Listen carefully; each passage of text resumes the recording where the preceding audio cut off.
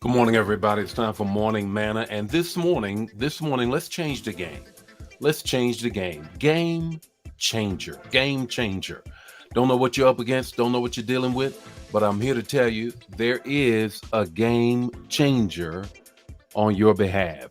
No matter what you're dealing with, but let's get into that in a moment after we greet some people and then get right into the text to talk and the takeaway on this morning. What a wonderful morning it is. Happy Tuesday. Happy Tuesday. Good morning, Erica. How are you on this morning? Ari, how are you on this morning?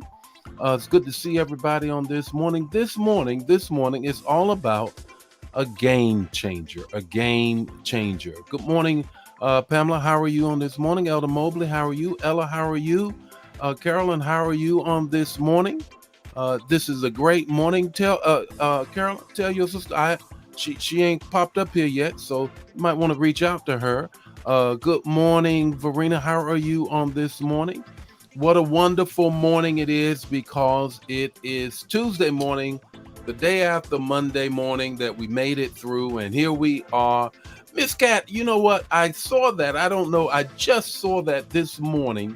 The fact that you had taken a picture of that piece of candy called a barrel. My God, that was wonderful. Thank you for that. Thank you for that for sure. Diane, how are you on this morning? Thank you so much for helping with the decorations, that whole weekend of dedication.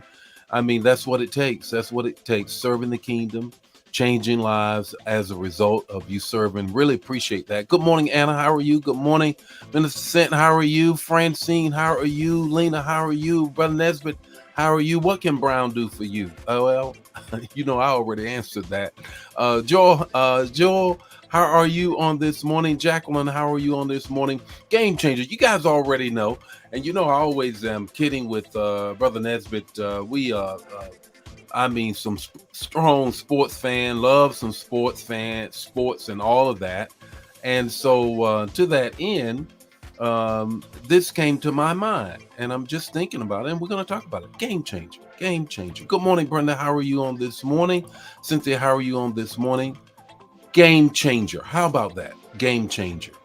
What does it mean to have a game changer? You've heard the term, the concept, the whole words of a game changer just thrown around, maybe from your children, your grandchildren, or great grands playing on their games or what have you, or just watching sports. Well, it has a spiritual context as well. Let me give you the text to talk and the takeaway. The text is this: John 10 and 10. John 10 and 10. Some of y'all already know because that's going to be our theme for next year. But here it is. It says, Jesus came that you might have life. He said, I came that you might have life and that you might have it more abundantly. More abundantly. Jesus says, I'm going to break into the life that you're having and change the game. I'm going to break into what you are living, that ordinary life, and I'm about to step it up and change the game. Three things that will help you understand how Jesus is a game changer. The first is in sports, when there is a game changer, it is either three things: a play, a process, or a player.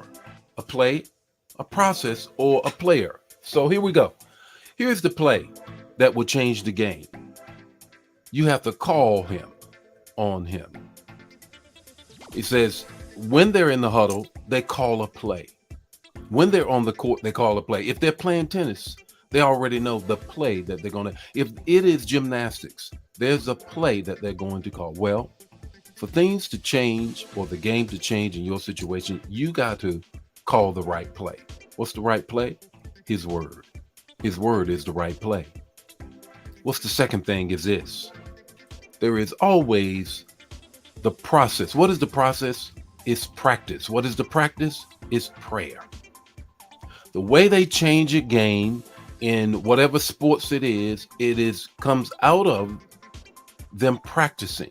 It's the result of their intensity in practice, not just in the game. So for us, our practice, our process is our prayer. Pray without ceasing. Pray without ceasing. Be anxious for nothing, but in everything with prayer and supplications and thanksgiving, with thanksgiving, make your requests known. It'll change the game. It will change the game. And then the third thing, you know what will change the game is always a player. A player. And who's the player? You think I'm going to say it's Jesus. Yes, it is, but it is you. Greater is he that lives in you than he that lives within the world. Zechariah 4:6 said it as much. It says, not by power, not by strength, but by his spirit. Where is his spirit? That lives within you. He's going to put you in the game because he lives in you, because you have the process of prayer, and that you're going to call the right play, and it's going to change the game. That's what is going to happen. So what's your takeaway this morning? Your takeaway is this: you haven't lost, because Jesus is about to change your game. About to change the game. Greater is he that is in you than he that is in the world, and he came that you might have life and that you might have it more abundantly. So let's get out here, change the game. The Lord be with you, his face shine upon you and give you peace. Share this. If it bless you, bless somebody else. Don't keep it to yourself.